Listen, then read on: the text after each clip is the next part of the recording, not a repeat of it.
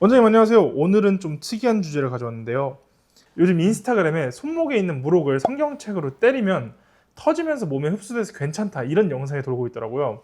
진짜 그래도 되는 건지, 그리고 물혹은 원래 어떻게 치료해야 하는 건지 여쭤보러 왔습니다. 그 영상 환자분들도 진료실에서 많이 물어보시더라고요. 오늘 그 얘기 차근차근 제가 풀어드리겠습니다.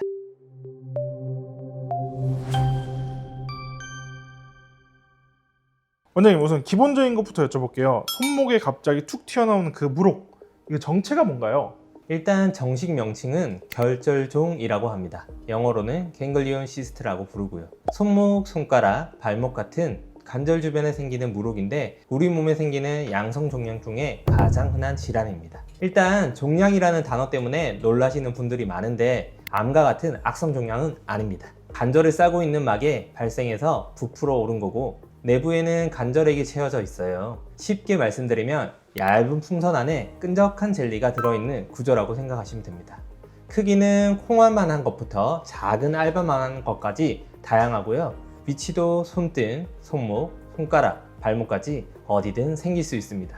결절종의 원인은 사실 명확하게 밝혀지지 않았습니다. 다만 손목을 많이 쓰시는 분들에게 더 자주 생기는 경향이 있고요. 남자보다 여자에게 특히 10대에서 30대 사이에 잘 발생합니다. 컴퓨터, 스마트폰을 많이 쓰는 요즘에는 더 흔해지고 있고요. 또한 한 가지 특징이 있는데 손을 자주 쓰면 커지고 쉬면 가라앉는 양상을 보입니다. 그래서 어떤 환자분은 아침엔 없었는데 저녁엔 생겼다고 하시기도 하고요.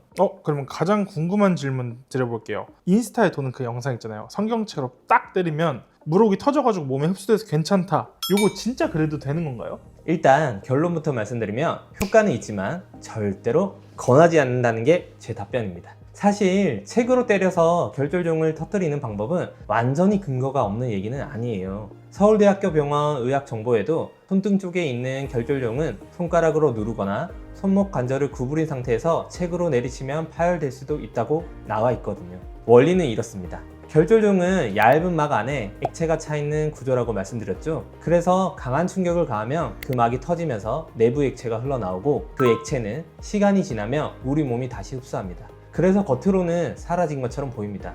하지만 사라진 것처럼 보인다와 치료됐다 라고 하는 것은 완전히 다른 말인데요. 앞의 치료법엔 크게 세 가지 문제가 있어요. 첫 번째로 먼저 재발률이 매우 높습니다.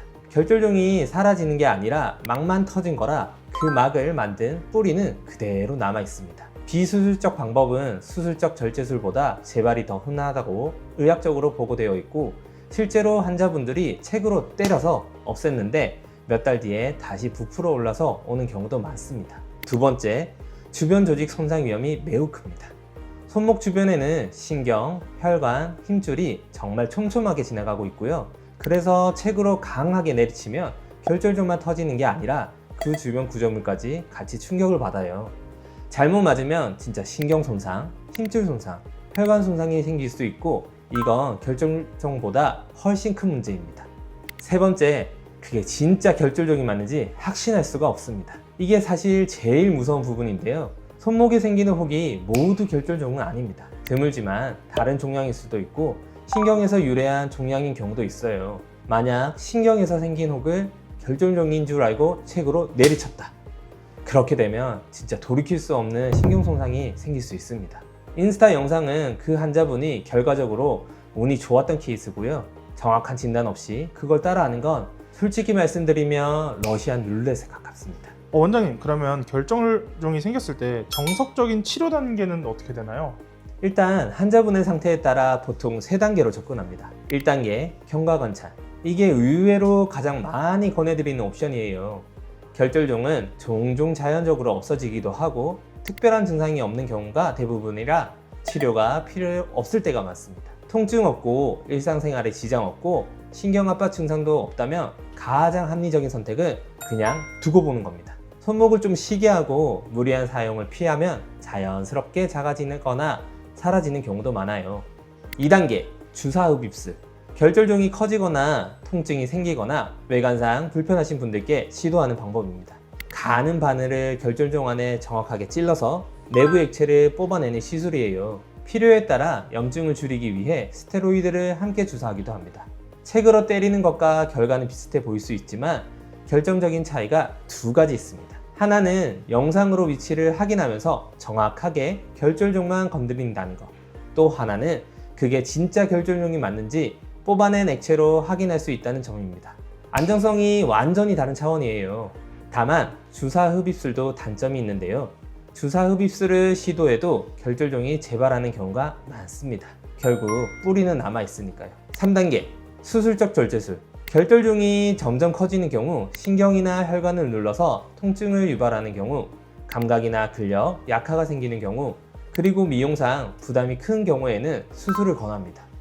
수술의 핵심은 결절종의 뿌리까지 제거하는 것이에요.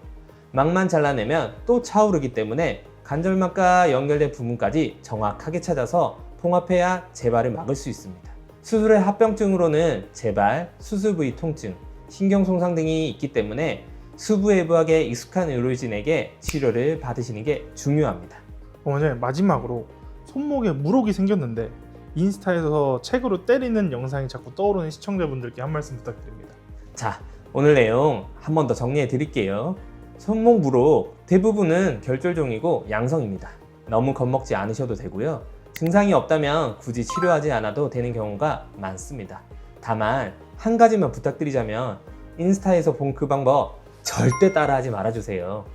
효과가 아예 없다는 게 아니라 위험 대비 얻는 게 너무 적습니다. 재발률은 높고 신경이나 힘줄을 다칠 위험도 있고 무엇보다 그게 진짜 결절종인지 본인이 확인할 방법이 없어요. 5분짜리 영상 한 편 보고 결정하기엔 본인의 손목이 너무 소중합니다. 손목에 혹이 만져진다면 먼저 진료를 받아서 그게 무엇인지 정확히 확인하는 것부터 시작해 주세요.